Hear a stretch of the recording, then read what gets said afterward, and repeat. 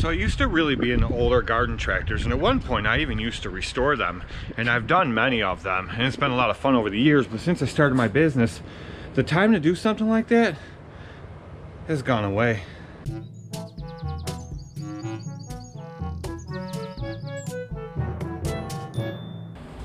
Now, one of my all-time favorite that I have ever gotten, I got it out of a tall patch of weeds behind my in-laws' house, actually, and it was just rusted. It wasn't rotted, just a lot of rust on it, really bad. It was neglected, the engine was locked up. It just seemed far better days, and I asked them for it and they gave it to me, and I'd been looking for one for about 2 years leading up to that, and it was really hard to find one. I restored a whole bunch of older Sears model tractors, a couple Pennsylvania Panzers, but I just really wanted this Springfield. I wanted any Springfield. They only made them for a number of years, but they're damn near impossible to find, and anyone that has one is not willing to part with it. So I was able to get my hands on one, and when I finally did, I was dead set. I can't wait to restore this thing, redo it. I knew I wasn't going to restore it to original specs, mainly because I didn't want to run that same little engine that came on it that was locked up anyway, and I didn't want to rebuild it. I was going to upgrade it and up-power it to something bigger. So I did end up finding a 12-horse motor that was about double the power that came on, almost double the power that came on it, and that's what I was going to use. But it was missing pulleys, it was missing belts, just all kinds of issues with it. So what I ended up doing, and I made a video on it years back, just I think 2 or 3 videos, just little things I was doing to it before I put it to the side, where it's been sitting for about 8 years, or 7-8 years off to the side. I did end up repainting it. I put new tri-rib tires on the front, I put new AG tires on the back, and so now that it's been sitting there, something has happened with the shifter, the rear end. It's not locked up, but the one wheel turns forward and the other wheel turns back. So when you raise the ass end up and you turn one of the wheels, it turns freely, but the other one goes the opposite way, which is a problem. So I've had to drag this thing up front, and let me just show you where we're at now. So right now, as insanely dirty as it is, this was piped because there was no exhaust on this motor that I was putting in it, and I was starting to create my own, to build my own. This is just a piece of pipe. It would be cut off, and then an actual stack muffler would go on it. But this is what I believe is actually a 1964 Springfield 36, and it's all dirty now. I'm about to hose it down, get all this crap off it. It did look really good when I redid it.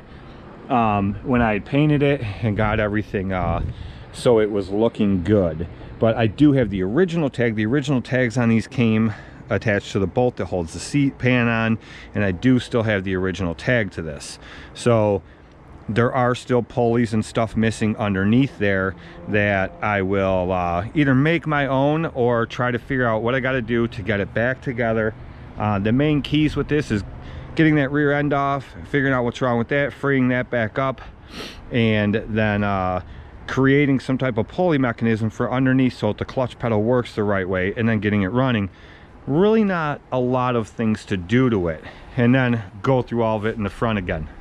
One of the main issues when I started restoring gardening tractors, and even when I had last worked on this, was I didn't have a lot of money. Money was super tight for me, so just putting the money into them, I really didn't have what they needed to get them right. So these projects would take me forever because they were a little bit at a time, and I had to know how to make parts or to make things that I needed. But again, I didn't have the equipment. I didn't have a welder. I had some basic grinders or cut-off wheels. I really didn't have much of anything. Since my business has expanded, and I've been in business for a number of years, and I've acquired almost every tool known to mankind, I now have all the stuff to do this. And on top of that, I have a lot more mechanical knowledge than I had back then. And also I have the ability to do the stuff that I couldn't do back then, which is one of the reasons I was at a standstill in this. I couldn't find pulleys I needed. I couldn't find brackets to mount pulleys or mechanisms. Now I can just build all that stuff. I know how to do it now. I have the abilities to do it now. I have a heated shop to do it in now.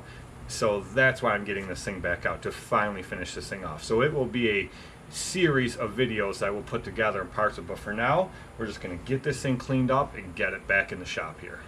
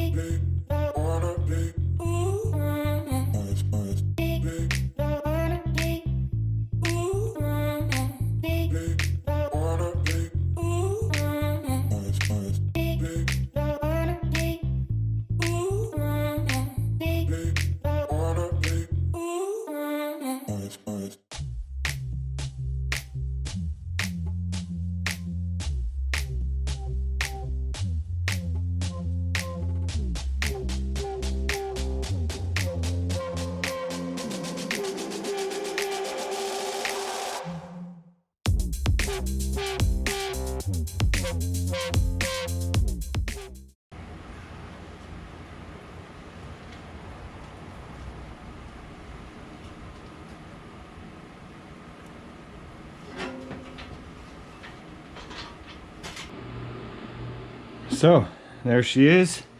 Like I said, brand new tri-rib tires I put on it. It's supposed to have emblems that go on here. It'll say Springfield along here, and then a number 36 would go right there. That's how it originally was. Now that also I have a vinyl cutter and a vinyl program, I'll make out decals for this thing and get them back on it. And then brand new AG tires for the back. Still has the stickers on it, all the little nubs. I mean, they're not even, this thing's never been driven. And so that's pretty much what it is right now, what you see here. And like I said, I wanted to get this thing back together for years, and it just hasn't happened.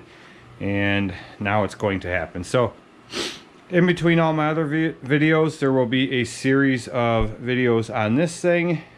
Each step that I take, everything I do to it, I will film everything, and it's going to be a neat little project. So as you guys know, I like to get into all kinds of projects, especially something to keep me busy over the winter when I'm not plowing snow. I really have nothing else to do. Last year I gutted that Toro grandstand and redid that whole thing. That thing needs more work now. Not much, nothing major. But just a few little things I need to do. But I could go out and cover that thing today, and it would be awesome. This originally came with, I believe, like a 36-inch mower deck on it. I have no idea where to even find one. I have no intentions of putting one on it. I just want it rebuilt as a tractor to just putz around on. That's all I want it for. Take it to a couple little shows. I think I might do local shows. But that's all I want. I just want to be able to putz around on it in the yard, screw around on it, drive it around, let my kids do the same, and that's the goal for this thing. So I know this video is kind of boring, but it is what it is, and this is the project for the 2020-2021 winter season when I'm not plowing. Plus on top of it, I have an entire fire truck to rewire and sound detonating to put in the floor and a new rubber flooring to go down, which I finally got all that. And I'll do some videos on that too, most likely. It depends on how detailed it gets. If cameras are just in my way, I'm not going to bother. But I'll try to get some of that too. But between this and that, these are my winter projects.